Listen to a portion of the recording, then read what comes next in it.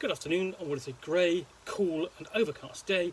It is Monday the 29th of August, August bank holiday. I have a nice hot cup of tea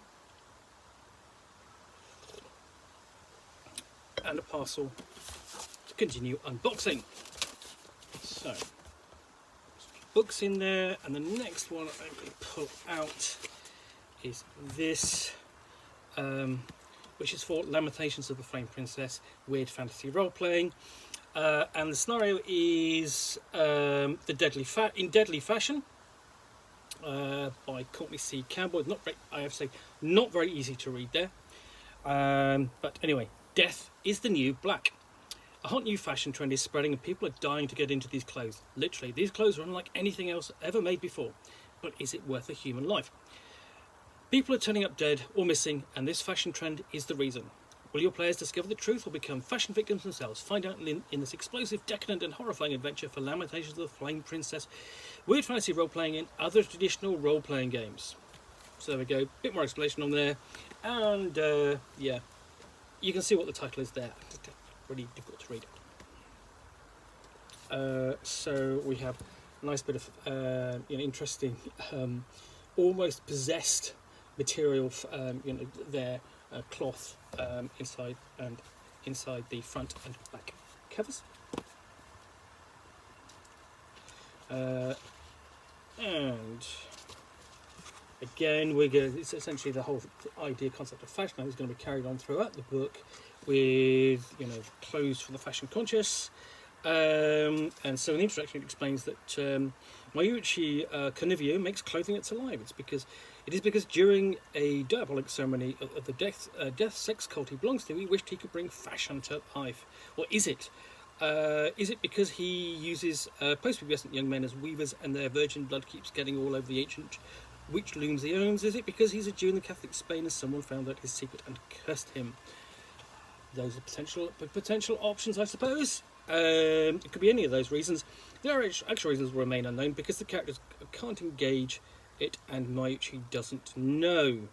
So, despite he's making cursed clothing, but he doesn't know why. So we got into the introduction.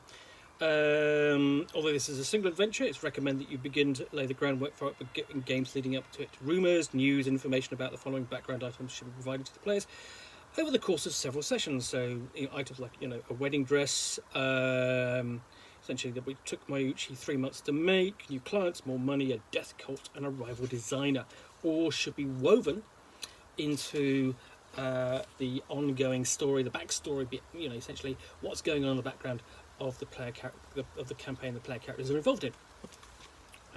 So we also have rumours about the Countess Serena de Reyes' wedding dress, and then we get running a mystery. So we have the Flame Princess herself, outfitted as a Sherlock Holmes figure, complete with a deerstalker hat and magnifying glass and illustrations of the major NPCs in the scenario.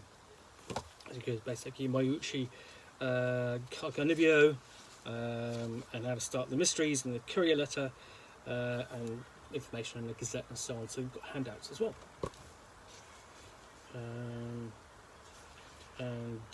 So Mayuchi himself will actually contact put the call out for aid, and there we have the Flame Princess and her companions actually being interviewed by Mayuchi himself.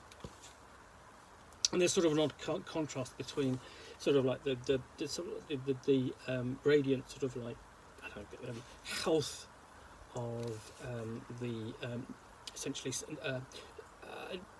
signature figures versus Mayuchi, who looks quite ill. And then the first mystery is the disappearance of the Countess's dress, which all takes place at essentially we've got the Mayuchi estate. So that's the starting point for the mystery.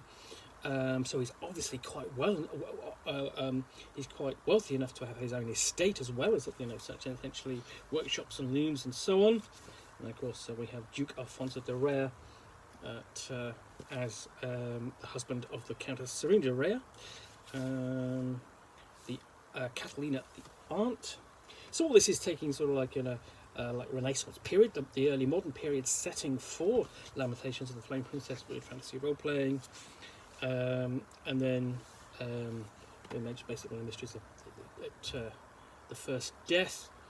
But it could, I mean, and obviously it's set in Spain, but it could easily be shifted anywhere else, to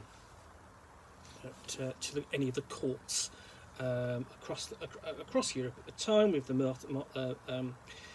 murder of Martha de Moya. Further clues to follow up as to the nature of the fabric and the dress and what happened to the rival designer.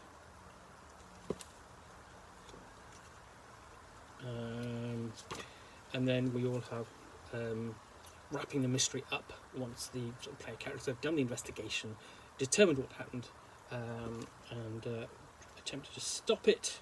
We will also have the involvement of a death cult.